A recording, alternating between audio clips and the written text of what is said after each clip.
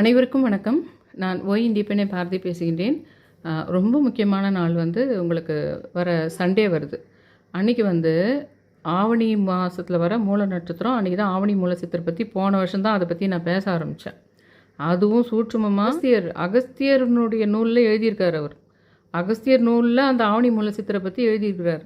ஆனால் எங்குமே அதை பற்றி இல்லை. என்ன விஷயம்னா, போன வருஷமே நான் உங்களுக்கு சொன்னேன், அது ஏதோ ஒரு காரணத்துக்கு அதை மறைச்சி வச்சுக்கிறாங்க. ஆனால் அவர் அகஸ்தியர் எழுதிக்கிற விஷயத்தில் என்னதுன்னா, திருச்சி உச்சி பிள்ளையார் கோயிலில் பின்னாடி உள்ளே உத்து பார்த்தா ஒரு சிலை இருக்குது. அது அவங்க சில பேருக்கு மட்டும்தான் அது தெரியுது. அப்புறம் அந்த இடத்துல ஆவணி மாதத்தில் வர மூல நட்சத்திரம் அன்றைக்கி ரூபமாக அவர் வராரு. திருச்சி உச்சி பிள்ளையார் கோயிலுக்கு வராரு.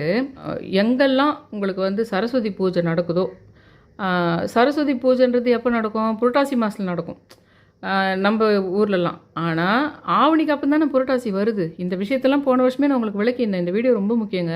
நான் என்ன பண்ண போகிறீங்கன்றதை நான் சொல்ல போகிறேன். என்ன நீங்கள் பண்ணால் இன்றைக்கி ரொம்ப பெஸ்ட்டாக உங்களுக்கு நிறைய வேண்டுதல்கள் நிறைவேறத்துக்கும் அதை நான் நல்லா யோசித்து தான் பண்ணுறேன்.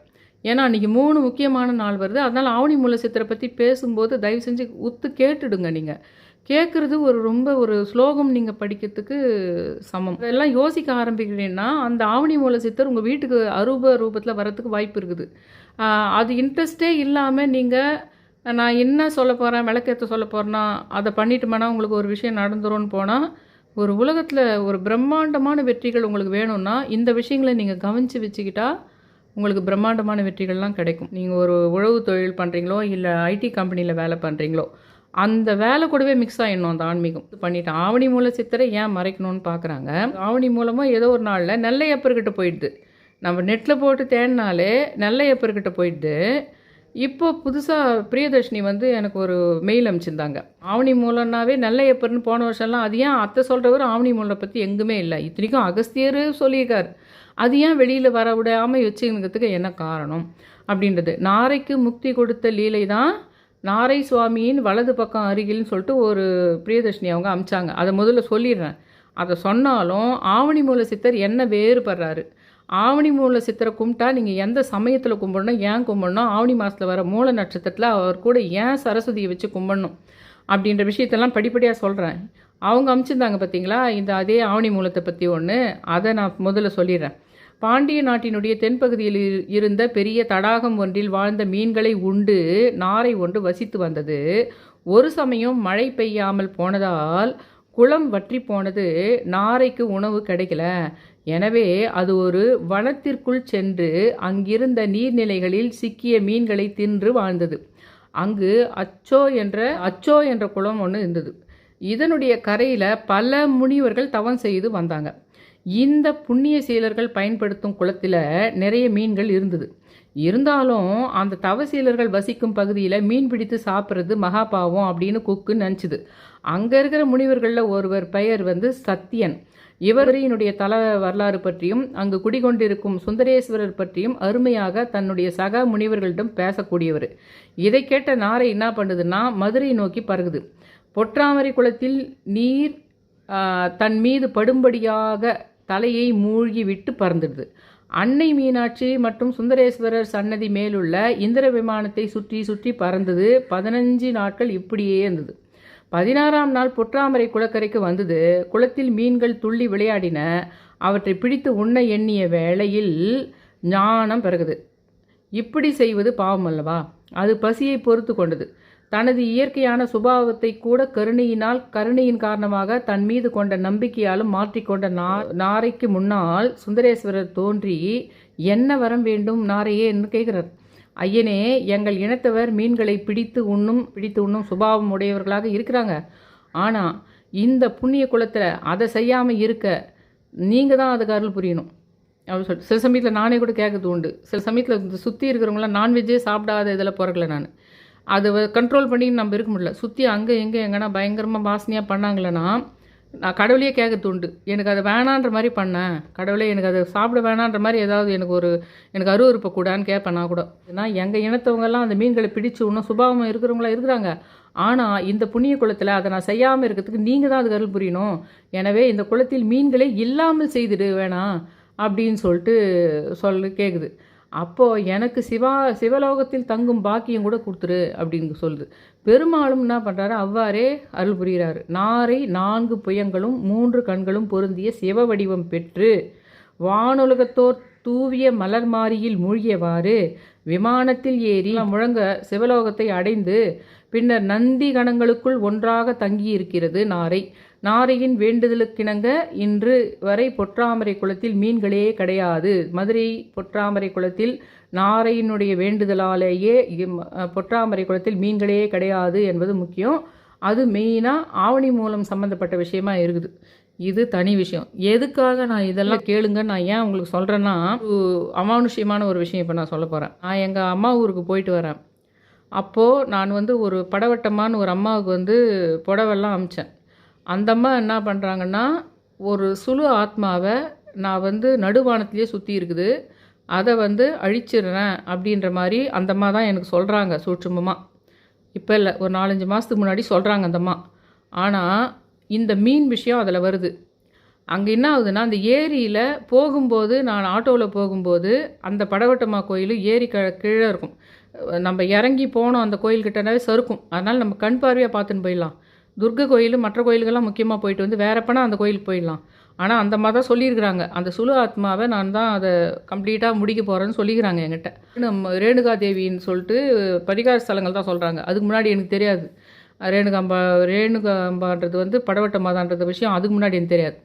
அந்த புடவெல்லாம் அந்த அம்மாவுக்கு சாத்தி இருக்குது. அதுக்கப்புறம் ஒரு 4 நாள் கழிச்சு தான் அந்த அம்மா எனக்கு சூட்சமாக சொல்கிறாங்க, ஒருத்தர் உடம்பை விட்டு வெளியே போய் நடுவானத்தில் சுற்றிட்டு இருக்கிற அந்த சுழு ஆத்மாவை நான் தான் போட்டு தள்ள போகிறேன் அப்படின்றாங்க அந்த அம்மா. அது நான் ஊருக்கு போகும்போது என்ன ஆகுதுன்னா, பயங்கரமான நீச்சி வாசனை அந்த மீன் சம்மந்தப்படுது. இப்போ அதில் அந்த கரெக்டாக அந்த கோயிலை பார்க்குறேன். ஆட்டோவில் போகும்போது படவட்டம்மா கோயில், அம்மா நான் 3 நாளைக்கு வரேம்மா, இப்போ நான் அங்கெல்லாம் ஆடி போகிறதுக்காக அங்கெல்லாம் போய் மற்ற கோயிலெலாம் செஞ்சுலட்சுமி கிட்டலாம் போகிறேம்மா, நான் இன்னொரு நாளைக்கு வரேம்மா அவங்ககிட்ட அப்படின்னு டக்குன்னு அந்த வண்டியிலேருந்துகிட்டே வேண்டிடலான்னு அப்படி ஒரு நிமிஷம் பார்க்குறேன்.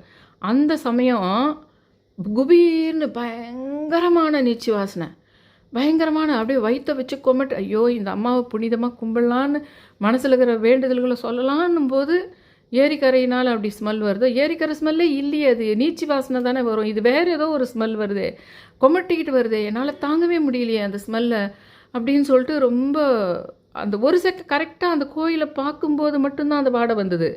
ஒரே ஒரு செகண்டு வரணுன்னா அந்த ஏரிக்கரை ஏற்றத்துலேருந்து இறக்குற வரைக்கும் ஒரு 5 நிமிஷம் கண்டினியூஸாக வந்திருக்கணும். ஏன்னா அதுக்கான காரணம் 5 நிமிஷம் தான் கண்டினியூஸாக வந்திருக்கணும்.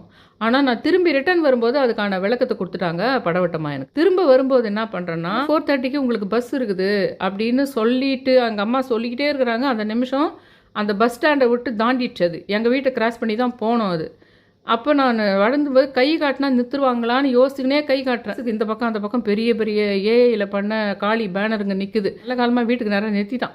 இதுக்கு டிக்கெட் கொடுத்து இது ஃப்ரீ பஸ் தான்றாங்க.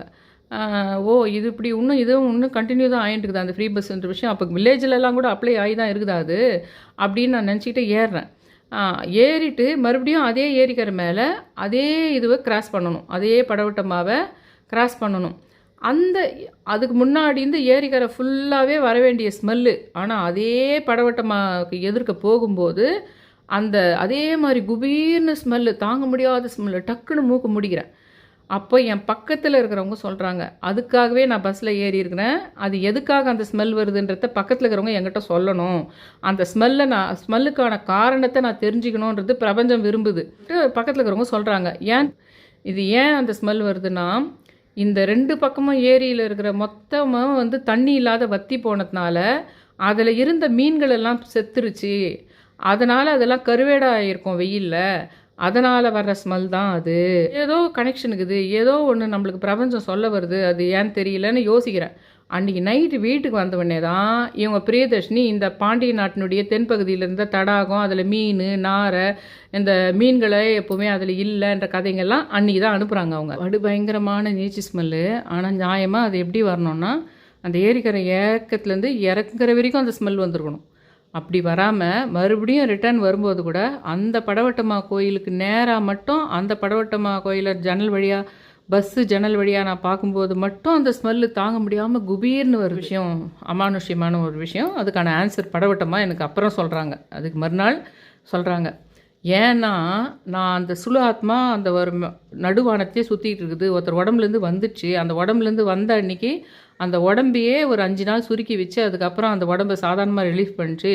குலதெய்வம் அந்த படவட்டமாக இவங்க 2 பேருமே சேர்த்து அந்த இடத்துல தான் நடந்தது. அதுக்கான உயிர்களை பலி கொடுக்குற மாதிரி ஒரு விஷயம் அந்த இடத்துல நடக்கும். அந்த நிகழ்ச்சி இப்போ தான் நடந்தது, அதை நான் தான் நடத்தினேன். உட்காந்துக்கிட்டு இன்னொருத்தரை பழி வாங்கிறதுக்காக 50 வருஷங்க 60 வருஷமாக ஒரு உடம்புல உட்காந்துக்கிட்டு இருக்கிற ஆத்மா அழிக்கணும்னா அது அவ்வளோ ஈஸி கிடையாது. அது ஒரு கடவுள்னு பண்ணுற வேலை இல்லை. அது உன்னுடைய குலதெய்வம், நான் படவட்டமாக சொல்கிறது என்கிட்ட, நான் இன்னொரு குலதெய்வம் வாராகி, இத்தனை பேரும் சேர்ந்து அதை அழித்த இடம் இந்த இடம்தான். அதனால்தான் அந்த ஆயிரக்கணக்கான மீன்கள் இறந்து பலி கொடுக்குற விஷயம் நேச்சுரலாகவே அந்த இடத்துல நடந்திருக்குது. அவ்வளோ சக்தி வாய்ந்த ஒரு தீய சக்தியினுடைய இதுவை ஒருத்தரை அழிக்கும்போது அந்த இடத்துல ஆயிரக்கணக்கான உயிர் பலி நடக்கும். இதே வந்து ஒரு பெரிய தீ விபத்து ஏற்பட்டது, அந்த ஒரு காடு, அந்த காட்டில் தீ விபத்து ஏற்பட்டது, அங்கே ஆயிரக்கணக்கான விலங்குகள் அழிஞ்சிச்சுன்னு சொல்லிட்டு கூட ஒரு நியூஸ் வருது இல்லை, அப்போ கூட அந்த இடத்துல ஒரு தீய சக்தியை, ஒரு பயங்கரமான ஆத்மா, ஒரு நாட்டையே சீர்குலைக்கிற ஆத்மா அழிக்கப்பட்டு அதுக்கு சடங்காக தான் இப்படிப்பட்ட நிகழ்ச்சிகளே நடக்கிறது. அது மாதிரி ஒரு விஷயத்தை எனக்கு அந்த அம்மா படபட்டமாக எனக்கு எக்ஸ்பிளைன் பண்ணுறாங்க, இந்த மீன் சம்மந்தமான விஷயத்தை. ஏன்னா இந்த மாதிரி விஷயங்களை நான் உங்களுக்கு சொல்லும்போது உங்கள் லைஃப்பில் நடக்கிற விஷயங்களை நீங்களும் இந்த மாதிரியெல்லாம் கனெக்ட் பண்ணி பார்க்க தெரிஞ்சுக்குவீங்க. அதுக்காக சரி, ஆவணி மூலம் வருது அன்றைக்கி நீங்கள் ஆவணி மூலம் சித்திரை கும்புறது கூட வந்து ஒரு சரஸ்வதி படம் வச்சுக்கிட்டு பொரி வாங்கி வச்சுட்டு ஃப்ரூட்ஸுங்க எதனா அதை வாங்கி வச்சு அந்த பொரியை வச்சு நிவேதனமாக வச்சு, ஏன்னா சரஸ்வதி தான் நீங்கள் அதுக்கு ஆவணி மூல சித்திருக்கு சரஸ்வதி கும்புறது ரொம்ப முக்கியமாக இருக்குதுன்னு ஒரு விஷயம் தெரியுது. எங்கெல்லாம் அந்த சரஸ்வதி பூஜை ஆவணி மூலத்தில் பண்ணுறாங்களோ அந்த இடத்துல அவர் வந்து அருள் பாலிக்கிறாரு, சூட்சுமமாக வராருன்ற ஒரு விஷயம் இருக்குது. அது கூட நீங்கள் முடிஞ்சால் அந்த மாதிரி களிமண்லேயோ அந்த மாதிரி கிளேலையோ வாங்கி, இந்த கலர் கிளேலையோ வாங்கி வச்சு சரஸ்வதி மாதிரியே செஞ்சோ எதனா வச்சு கூட 3ஆவது நாள் ஆவணி மூலத்தில் பிடித்து அவிட்டத்தில் விட்டுருங்க. இந்த ஆவணிலையும் பண்ணுங்கள். ஆனால் அந்த அகஸ்தியர் நூலில் புரட்டாசியில் தான் சொல்லியிருக்குது. எனக்கு தான் சந்தேகம், இந்த ஆவணி மூலம் நெல்லையப்பர்ன்றது, ஆவணி மூலம் மதுரையில் இருக்கிற குளம்ன்றது, இது ஏன் இந்த மடை மாற்றப்படுகிறது, ஏன் அது புரட்டாசிக்கு நகர்த்தப்படுது, ஏன் அந்த ஆவணி மூல சித்தர்ன்ற ஒரு விஷயத்தை விட்டுட்டு சுற்றி ஏன் வேறு இடத்துக்கு போகுதுன்றதே எனக்கு ஒரு சந்தேகம் இருந்துகிட்டே இருக்குது. சூட்சும உலகத்து கூட கனெக்ட் ஆகிறதுக்கு ஆவணி மூல சித்தர் ரொம்ப முக்கியமானவர்ன்றதுனால அது ஒன்று. அன்றைக்கி பார்த்து உங்களுக்கு வளர்பெரிய ஏகாதசி இருக்குது, மத்தியானம் 12க்குள்ளவோ இல்லை பிரம்ம முகூர்த்த நேரத்துலையோ விஷ்ணு சகசரநாமம் படிச்சிடுங்க. ஃபாஸ்டிங் இருக்க முடிஞ்சவங்க இருங்க வளர்பெரிய ஏகாதசிக்காக. இது இருக்குது வாஸ்து நாள்ன்றதுனால ஏற்கனவே நான் உங்களுக்கு சொல்லிக்கிறேன், ஒவ்வொரு வாஸ்து நாள் வரும்போதும் உங்களுக்கு நான் ஞாபகப்படுத்துகிறேன். மாயன்காடியும் கும்பிடலாம். மாயன்காடி யாருன்னு கேட்டால் நம்ம சிவபெருமான தட்சிணாமூர்த்தி ரூபமாக கும்பிடுவோம் பார்த்தீங்களா. நம்ம ஆலமரத்துக்கு கீழே உட்காந்துருப்பார் பார்த்தீங்களா, அங்கே உட்கார்ந்த தென்னாடுடைய சிவனை போற்றின்னு தானே சொல்கிறாங்க. அவர் அங்கு தான் மாயனே அப்படின்னு ஒரு விஷயம் இருக்குது. அதனால் அந்த வாஸ்து நாளில் நீங்கள் அவரை மாயன் அப்படின்னே மாயனையே கும்பிடலாம். அப்படி இல்லைன்னா மாயன்களினுடைய வணங்குகின்ற கடவுளாக கூகுள் கார்டு, அது வந்து பாம்பையும் பறவையையும் இணைச்ச மாதிரி இருக்கும். அந்த தம்ப்நெயிலே நான் போட்டிருக்கேன் பாருங்கள். அது அன்றைக்கி அது இது 3மே இருக்குது. ஆனால் 3 பேருக்குமே சேர்த்த மாதிரி ஒரு பரிகாரம். வீடு வாங்கறதா இருந்தாலும், பொருளாதார வளர்ச்சி, வேலை கிடைக்கிறது, கல்யாணம், குழந்தை, எல்லாத்துக்குமே சேர்த்து ஆவணி மூல சித்தர், வளர்பிறை ஏகாதசி, அதுக்கப்புறம் உங்களுக்கு அந்த சரஸ்வதியை வச்சு கும்பிடு, மொத்தமே சேர்த்து உங்களுக்கு எல்லா விதமான சக்தியும் உங்களுக்கு வாழ்க்கையில் நல்லது நடக்கிறதுக்கு, உங்கள் வேண்டுதல் நிறைவேறத்துக்கு மஞ்சள் துணியில் ஒரு வெள்ளை துணி இருந்ததுன்னா அதுக்கு மஞ்சள் பூசுங்க. இல்லை மஞ்சள் துணியே இருந்தாலும் பரவாயில்ல, இல்லை ஒரு வெள்ளை துணி இருந்ததுன்னா அதுக்கு மஞ்சளை பிசைஞ்சு தண்ணியில் பூசிட்டு அதில் 11 ரூபா, அது வந்து நோட்டாக வைக்கக்கூடாது, காயினாக வைங்க. எப்படியானா வைக்கலாம், ஒரு 5 ரூபா, ஒரு 2 ரூபா அந்த மாதிரியோ, இல்லை ஒரு 2 5 ரூபா, ஒரு ரூபா எப்படியானா வச்சுக்கோங்க. ஆகும்பத்தில் காயினாக தான் வைக்கணும். 11 ரூபாயை அந்த மஞ்சள் துணியில் வச்சு முடித்து அந்த ஆவணி மூல சித்தர்னு நீங்கள் எழுதுனீங்க பார்த்தீங்களா, ஒரு நோட்லேயோ இல்லை ஒரு கூம்பு பிடிச்சி வச்சிங்க பார்த்தீங்களா சந்தனத்தில், அதுக்கு பக்கத்தில் இந்த 11 ரூபாவை வச்சு உங்கள் வேண்டுதலை நீங்கள் நிவேதனங்கள்லாம் பொரிகிரி எல்லாம் வச்சு நிவேதனம் பண்ணி, பொரி சாக்லேட் எல்லாமே வச்சலாம். ஆனால் 7:30 மணிலேருந்து 8:30 மணி வரைக்கும் இன்னும் தான் இருக்குது வாஸ்து நேரம். அதை தனியாக கும்பிடணும். அந்த காலையில் அந்த 7:30 மணிலேருந்து வாஸ்து நேரத்தில் சாக்லேட் வச்சு அவர் வரைக்கும் கூட கும்பிட்டுடலாம்.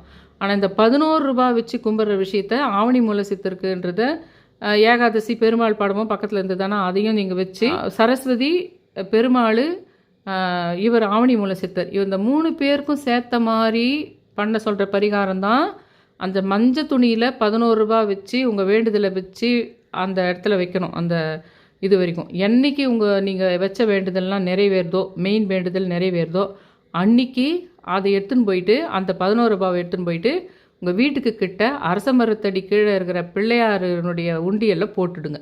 சரிங்களா? இது மெயின். இது நான் எல்லாத்தையும் சொல்லிட்டேன். நான் சொன்ன அந்த மீன் கதை, அந்த கதைங்களெல்லாம் கண்டிப்பாக கேட்டால் தான் உங்களுக்கு அதே மாதிரி ஒன்று நடக்கும். அப்போ நீங்கள் சிங்க் பண்ணி பார்க்க தெரிஞ்சுக்கோன்னு சொல்கிறேன். தயவு செஞ்சு என் சேனலை சப்ஸ்கிரைப் பண்ணி ஷேர் பண்ணி ஆல் நோட்டிஃபிகேஷன் பெல் பட்டனை ப்ரெஸ் பண்ணுங்க. ரொம்ப ரிக்வஸ்ட் பண்ணிக்கிறேன். சக்தி வாய்ந்த நாள் இது. ஒயிட் ஸ்கிரிப்ட், ப்ளூ ஸ்கிரிப்ட் அது ரெண்டுமே தெரியணும். அது புரிஞ்சு வாழ்க்கையில் சூட்சமாக நடக்கணுன்னாவே நீங்கள் இலங்கையில் இருக்கின்ற நாகபூஷணி அம்மா வணங்கணும். அது நான் சொல்கிற வீடியோங்களை உன்னிப்பாக கவனிக்கணும். அதுக்கு நீங்கள் எதுவும் காசு கட்டி மெம்பர்ஷிப்லாம் கிடையாது. அந்த வீடியோவை நீங்கள் கடைசி வரைக்கும் பார்க்கணும். அது முன்னாடியே உங்களுக்கு நான் அந்த விஷயத்தை இது போட போகிறேன்னு சொல்லிகிட்டே இருக்கேன். என் சேனலை சப்ஸ்கிரைப் பண்ணி ஷேர் பண்ணி ஆல் நோட்டிஃபிகேஷனை பெல் பட்டனை ப்ரெஸ் பண்ணுங்கன்னு ரொம்ப ரிக்வஸ்ட் பண்ணி கேட்டுக்கிறேன். தேங்க்யூ.